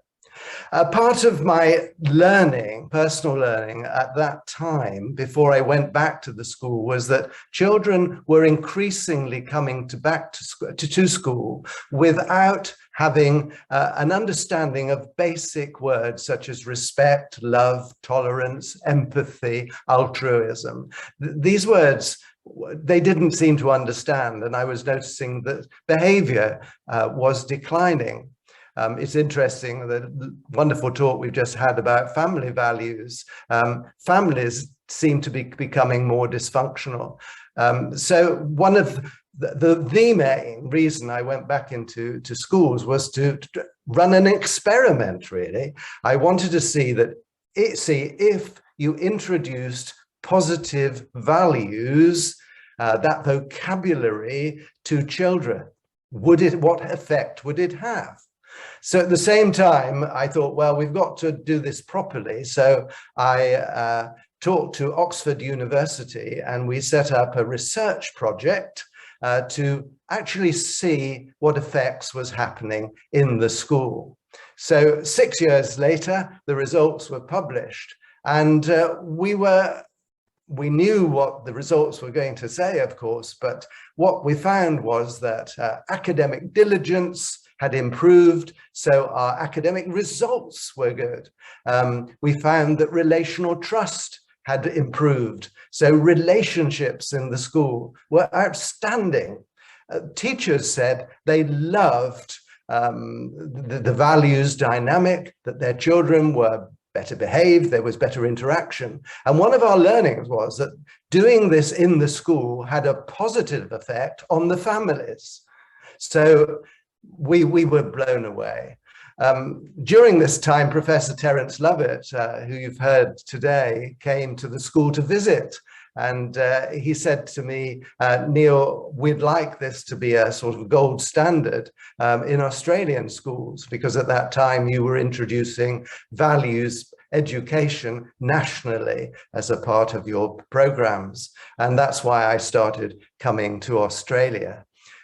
So Francesca, who you see underneath the globe there, this is a metaphor. And by gosh, don't we need this now? The metaphor is that the children of the world, with their values, and if they are positive human values, they will hold up our world and we will survive. If they do not have those values, if we don't help to nurture those values in them and in their families and around, then that world is going to drop. And as I've been following COP26 here in the UK, and I expect you've been following it too, you know, we're on a knife edge. As Greta said the other day, no more blah, blah, blah. And that's where values too come into conflict. We have one set of values, we need an economy that's healthy, and part of that is selling coal around the world. So we must sell the coal, but the coal creates climate change. So we have these polarization of values, which causes a disturbance, as you will know, in your own country. So The five arms represent the 5 continents. We've all got to work together in values. The book that you see was A Quiet Revolution, that was written at that time by Francis Farrer. And I am a revolutionary. I'm not a revolutionary of the gun, but of the heart. I think we have got hope in the world if we all work together. A book that seems to be about me, but it's not. It's about all the wonderful schools that have adopted values-based education worldwide. And can I tell you, colleagues, there's great hope. There are now thousands, if not millions, of children who are in values-based schools. What happened in Australia was that the program was going really well. And then the whole movement, not only in Australia, but around the world, about back to basics, let's increase literacy and numeracy, and then we will be more economically successful. That whole movement meant that there was a downplaying of values education. And I'm heartened to know from my friends that there is a resurgence now of values thinking, often through social emotional learning, but it is growing again in importance. Our latest book is called The Inner Curriculum. I think the missing link in schools to do with values is what I call the inner curriculum. We have the curriculum of schools, but very little thought is given to the internal world of thoughts and feelings. The fact that we are multidimensional, multi-personality human beings, as psychotherapy and psychology teaches us, that we have these polarization of aspects of our personality that are in conflict with each other. And we have to nurture the positive side of us, which is our authentic self. And that's what the inner curriculum helps schools to do, is to build up a curriculum which nourishes the internal world. 30 years ago, I was teaching children reflective practices in school. We sat and we internally reflected. Now, of course, we have mindfulness. It's the big thing, mindfulness. But I believe that children in school need to be given pauses to be, brain breaks. My neuropsychological friends tell me that we need to give pauses in the day so that we can assimilate, we can calm the internal world. We need to self-regulate ourselves. So that's what that's all about. Very exciting stuff. Above all, values-based education is about quality education, all that we've known from the great educators. How many of you today have studied Sukhomlensky, for instance, the brilliant Ukrainian head teacher who was one of the moving forces behind good educational practices for young children that sadly few people actually implement now? The fact that young children need to play, they need to explore, they need to experience the natural world. How can we be really concerned about climate change if we don't have a relationship with the natural world? And so good educational practices look for quality and relationship. Look at the relationship that these people have in this room. And of course, the values behind are so important to have at the heart of a school, and making those values explicit. All schools are values-based, but few are explicit. And as values have become an in thing over the last few years in businesses and in all sorts of places, I often go into establishments and I see what I call laminated values. They're on the walls and I say, oh, you do values here. Oh yes, there they are. And then you talk to people and you find that relationships are disturbed. You find that the values are not being enacted. And that's the challenge for us. How do we not only think about the values, but actually live the values? They have to be living values. But quality work, sometimes people say, well, values type education, that's sort of fluffy and irrelevant. It's not to do with good education, but it's at the heart of good educational practices. So what is values-based education? What is it? Well, what you're doing is looking obviously at words that give you an ethical vocabulary. And these words are universal, positive human values. Universal because one of my claims to fame is I've probably visited more schools worldwide than anybody else living.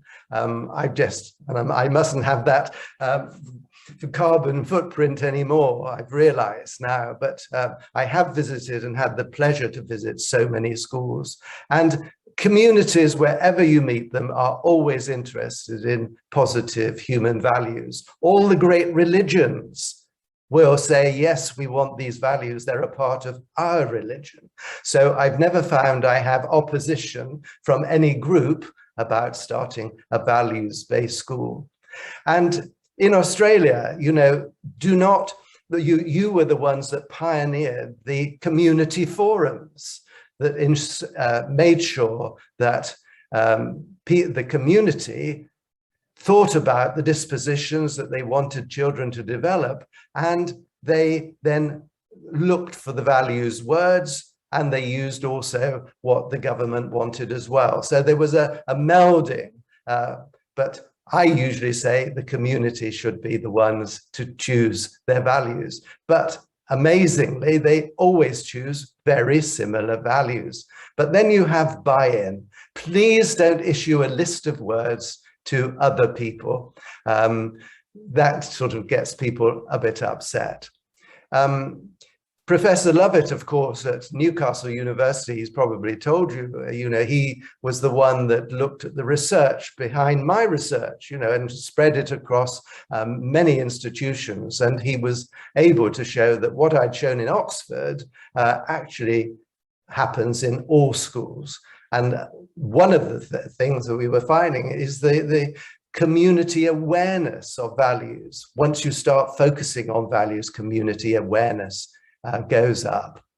Now, you're giving students the experience of what I call an ethical vocabulary. We have to grow that ethical vocabulary in schools, families, society, everywhere. And what that does is what I've coined the phrase ethical intelligence. It nurtures ethical intelligence. What is ethical intelligence?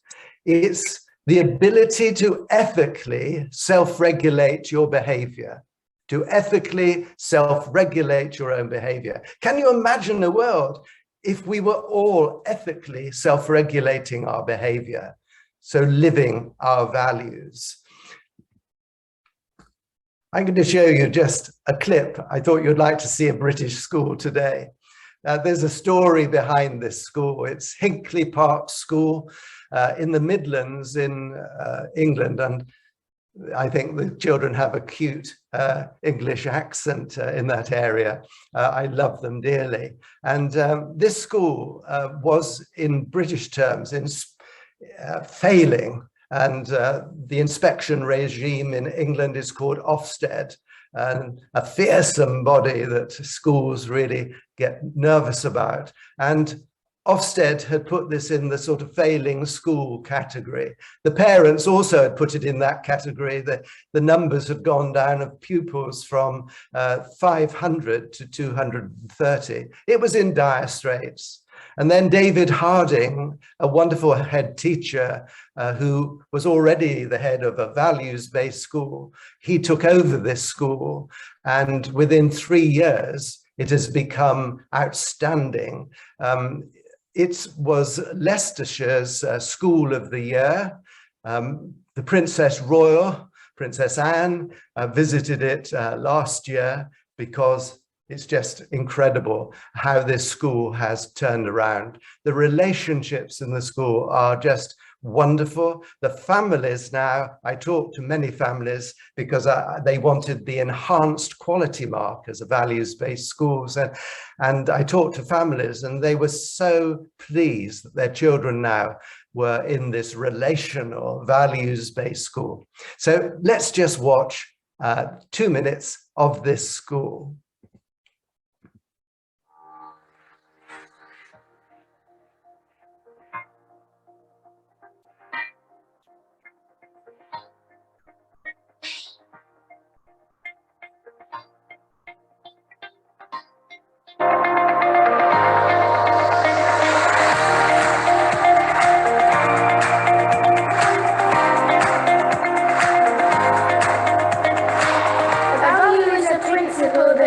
Our thinking and behaviour. Honesty is when you have to tell the truth to someone. Integrity is knowing right from wrong. Kindness is being nice to people.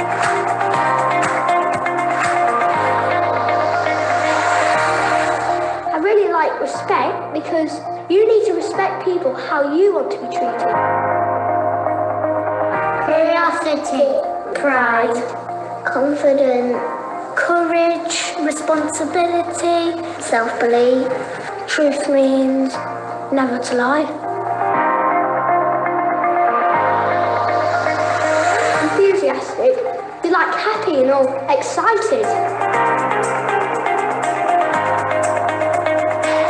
Resilience means you keep trying. Determination is where you never stop trying. Altruism is doing something without expecting a reward. Equality is where you treat everyone equal, no matter religion, skin colour, race or gender.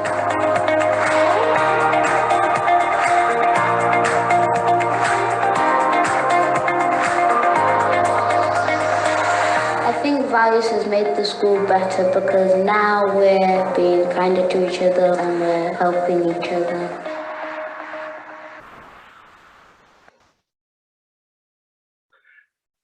I hope you enjoyed seeing that film. It fills me with great joy when I see it. Hinkley Parks is a part of a multi-academy trust in England. Schools work together now in trusts, and the whole of that trust, which is called the Owls Trust, want to be values-based school because they've seen that. So we're finding that this is really spreading. The great thing about values-based education, I've always worked very hard for it to be a bottom-up model, not a top-down. Many years ago, I was invited to 10 Downing Street during the premiership of Tony Blair, and I spoke to officials and others there, and they were quite keen about how we could make this a national program. And the official said, well, we're coming to the end of Tony's time now, it's probably not right. And that was the best thing I think that could have happened to values-based education. We've seen it when governments get hold of these ideas, it becomes the flavor of the month.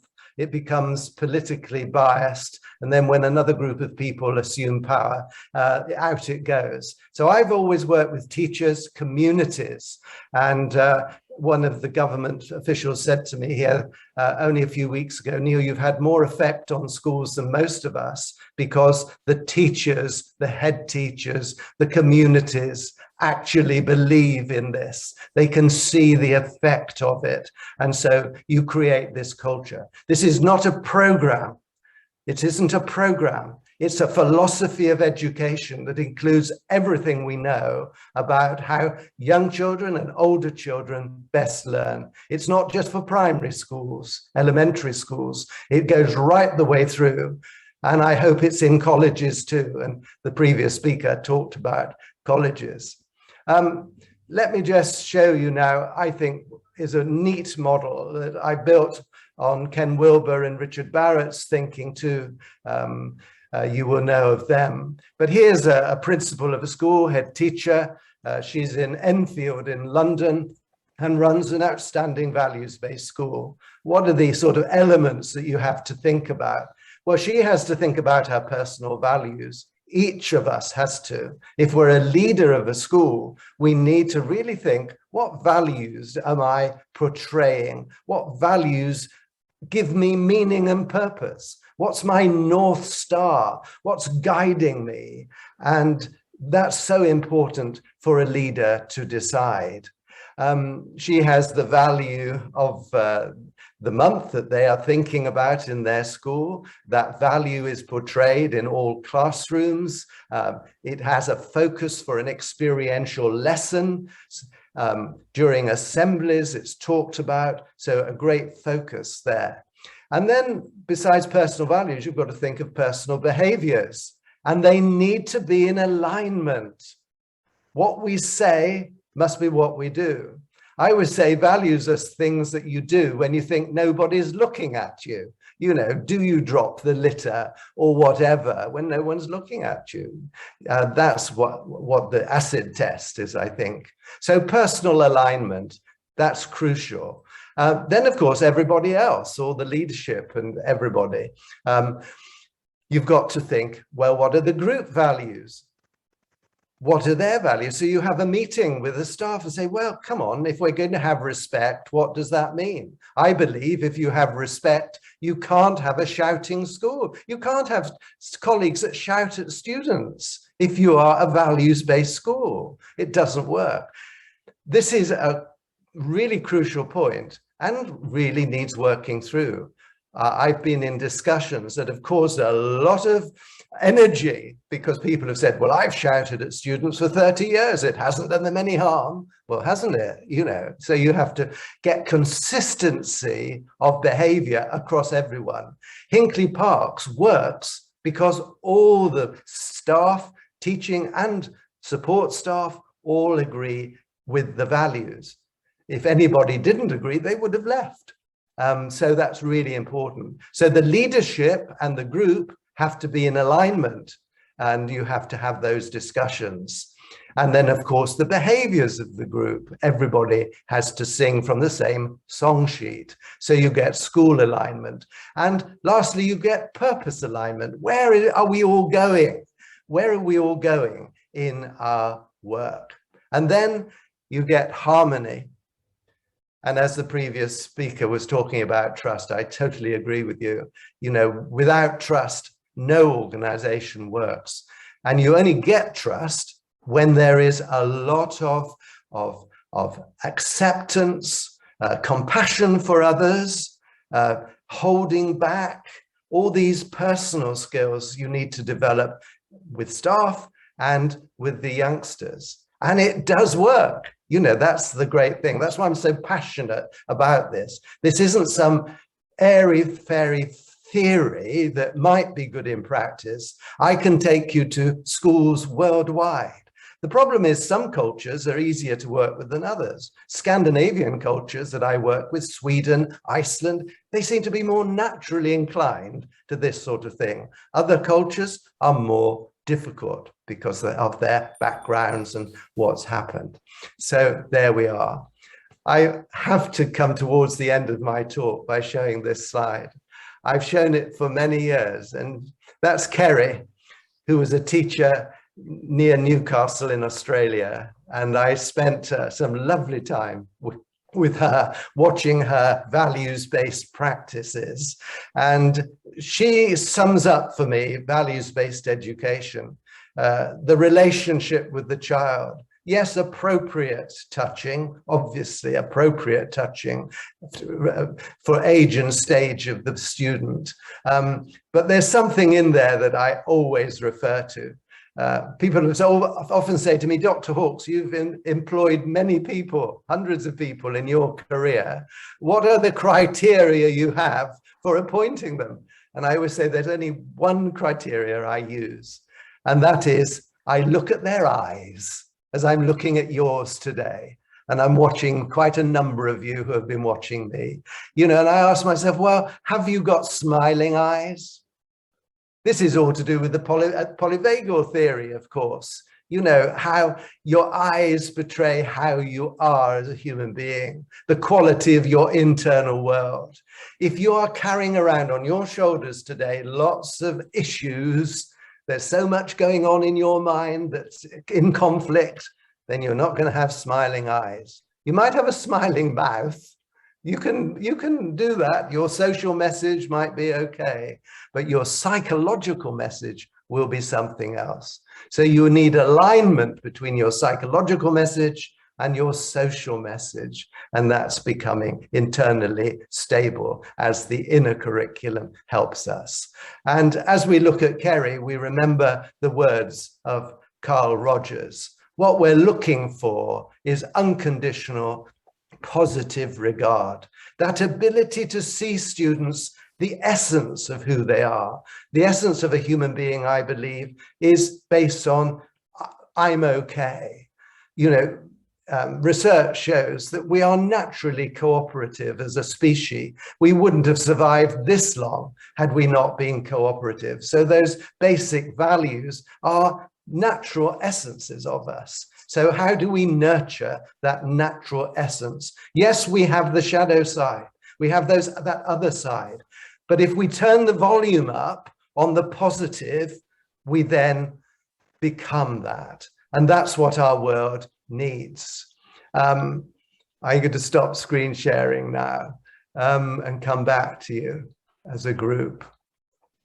So to finish with, I believe that we do have hope. The heroes are educators worldwide. You are the people who will really be able to change things. Please don't lose hope. I don't know if you will agree with me in Australia, but in the United Kingdom, the COVID situation has made it even worse about mental health. I'm really concerned about the mental health of people in this country and around the world. I believe that if you really focus on what really matters, the values then determine the choices you make in life. Those choices give you the mindset and narrative that you use in your life. That narrative then leads to the character that you have. And that character then leads to your destiny, the person you will be. And as you get older, you reflect, what legacy will I leave in this world? And if we give children access to positive human values and really believe in it, not do tokenism, then you can change things because it resonates with us as human beings. Thank you for listening to me. I hope that I haven't appeared to be too asleep on this side of the world, and I look forward to my next visit to Australia. Thank you, Chris. Thank you, Dr. Hawkes. From all of us here, we welcome you with open arms. You are amongst a family of friends.